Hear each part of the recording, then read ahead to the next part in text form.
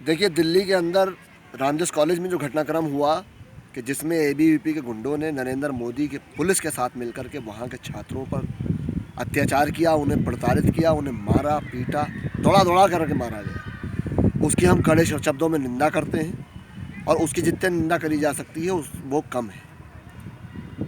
यहाँ तक कि हमें अफसोस इस बात का है कि जिस देश में ये कहा जाता हो कि गुरु गोविंद दाऊ खड़े काके लागू पाए, बलिहारी गुरु आपने गोविंद दियो बताए, उस देश के अंदर जिसमें गुरु का मान सम्मान इतना ज़्यादा है, उस देश में एबीवीपी के गुंडों ने रामजस कॉलेज के गुरुओं को, वहाँ के प्रोफेसरों को दौड़ा दौड़ा करके पीटा और यहाँ तक कि उनके खून निकाल दिया गया, उनकी शर्टें फाड़ दी गई।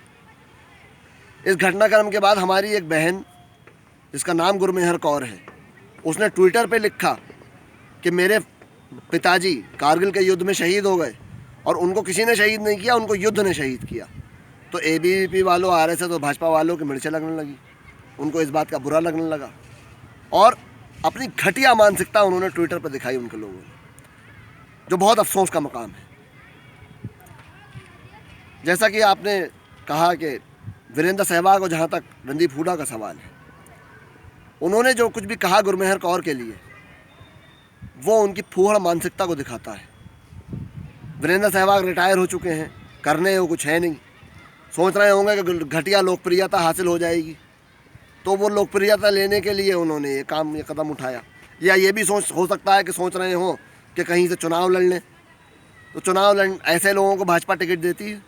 उत्तर प्रदेश के जो प्रदेश अध्यक्ष हैं, उनके ऊपर 16 मुकदमे हैं। ऐसे लोगों को भाजपा वाले बहुत आगे बढ़ाते हैं। रणदीप हुड्डा का भी यही हाल है, 3-4 फिल्में करी जो पिट गई, उसके बाद उनको कोई पूछ नहीं रहा, ना बॉलीवुड में ना कहीं और।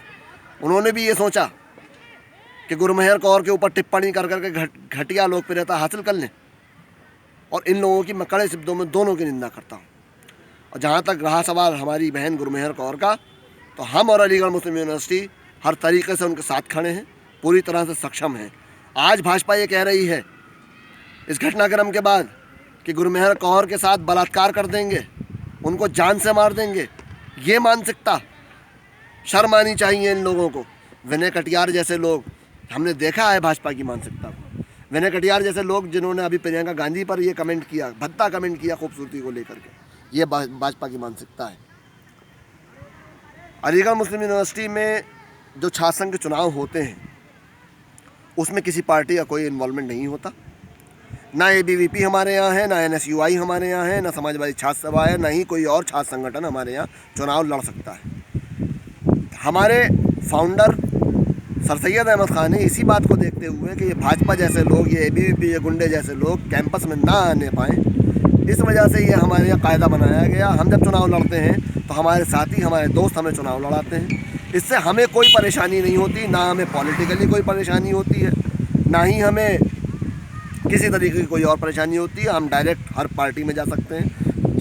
यूनियन से हटने के बाद हम पार्टी ज्वाइन करते हैं और मैं इस वक्त भी एक पार्टी में हूँ। और हम ये बात भी कहना चाहेंगे कि एबीवीपी वालों ने अगर ये कोशिश करी कि अलीगढ़ मुस्लिम यूनिवर्सिटी के ऊपर हाथ डालें या इसमें घुसने की भी कोशिश करी, तो हम उनके हाथ को मोड़ करके उनके हाथ में दे देंगे और उनको रोकने के लिए हम पूरी तरीके से सक्षम हैं। शुक्रिया।